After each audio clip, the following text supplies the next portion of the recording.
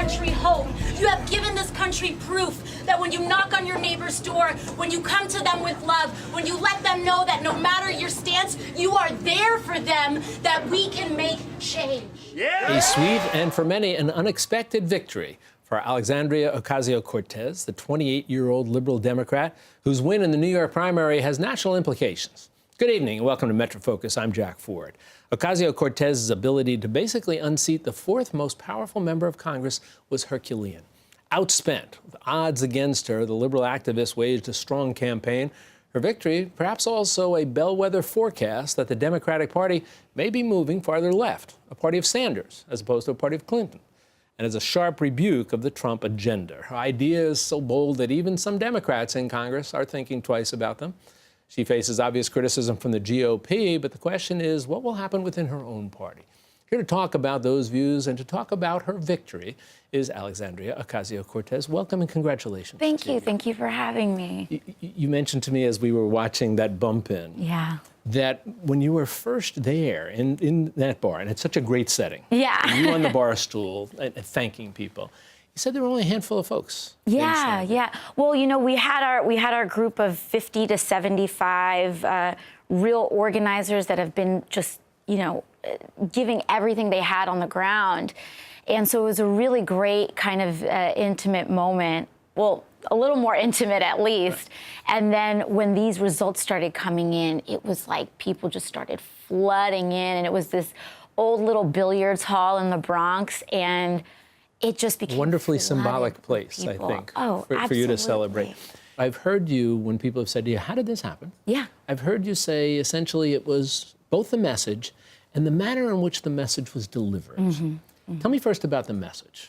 So the message that I think our campaign is all about is a very strong and clear message of economic, social, and racial justice for working class Americans. That is everything that informs our platform, that informs our stances. It's those values. It's fair to say that this was unexpected. Yeah. A lot of people are pointing to the manner in which you were delivering your message. You were outraised more than 10 to 1. You spent less than $200,000 on a campaign, did no polling at all. You didn't see a lot of commercials out there. So how did you get the message across? So for me, I'm an organizer. And I know that, especially in our community, to get a message out, you kind of have to go old school. So I feel like what we did was that we kind of took a lot of digital messaging and our expertise, but it was all done to amplify classic, old school, knock on doors, shake your neighbor's hand campaigning. And, you know, it's one thing to turn on a television set and see a commercial, but it's an entirely other thing to shake your neighbor's hand and have a conversation. And it takes a lot of work to do that, but people were excited to do it. At the end of the day, what was one of the things that was so important about my campaign, I relied almost entirely on small dollar donations until those final days. We had organized 22,000 individual contributions with an average of 18 to 20 bucks a piece. And for a long time, it was even less. When I started the campaign, our average contribution was $8 a piece. Right.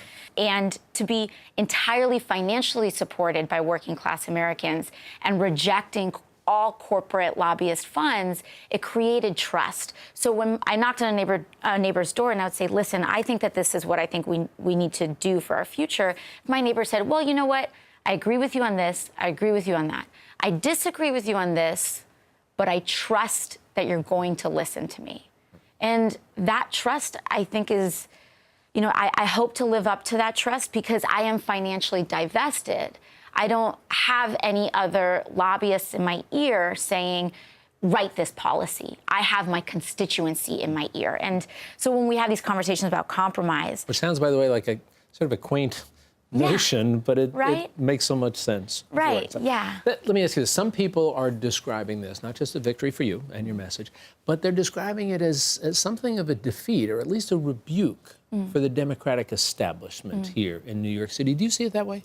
Well, I think sometimes we rush to kind of frame things in this versus that.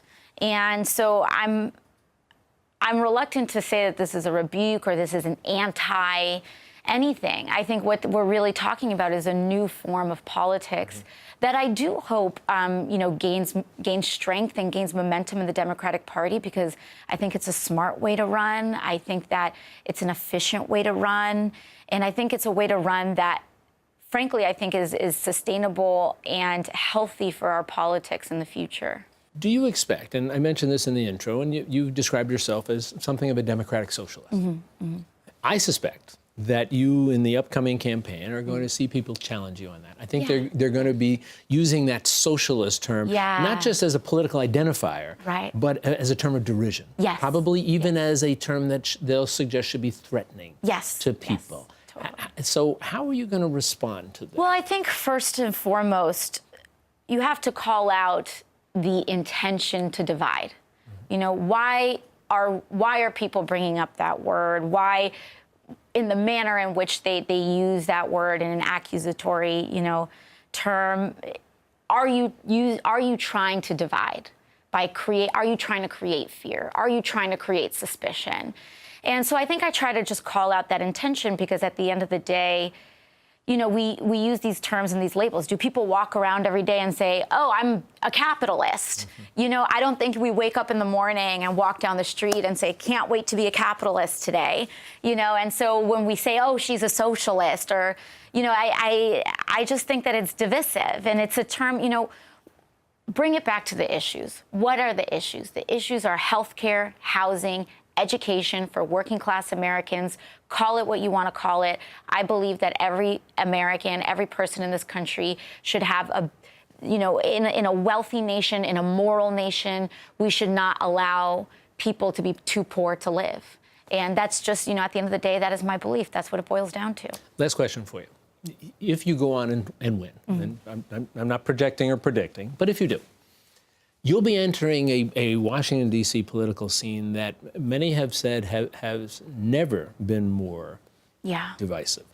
Do you feel that you're prepared to immerse yourself in that environment and still be able to get your message across, which is, look, you might disagree with me, but we can still respect and hopefully find common ground? Yeah, I do have hope. I do think, though, that it's going to take a different tack. I think I am going to have to operate very, very differently than. In what sense? First and foremost, I want to spend a lot of time in my district. I want to spend a lot of time in the Bronx, a lot of time in Queens. I understand that, I'm being sent to Washington and I'm doing work there, but I think that building up that base and that support, and actually building up and organizing popular support outside the chambers of Congress, is going to be a very important priority, both for myself and I think for the future of the Democratic Party. Because if we can organize mass popular support outside the chamber, we can translate, I believe, a lot of that influence inside the chambers of the Capitol. And that, to me, I think, is what our democracy and what American democracy is all about. Well, we appreciate you taking the time to talk with us. Congratulations on your win. We know you have a contest ahead of you that you'll be very much invested in. We hope we'll get you back here to talk some more as this continues. Again, congratulations. Thanks for spending time with us. Thank you so very much. You be well.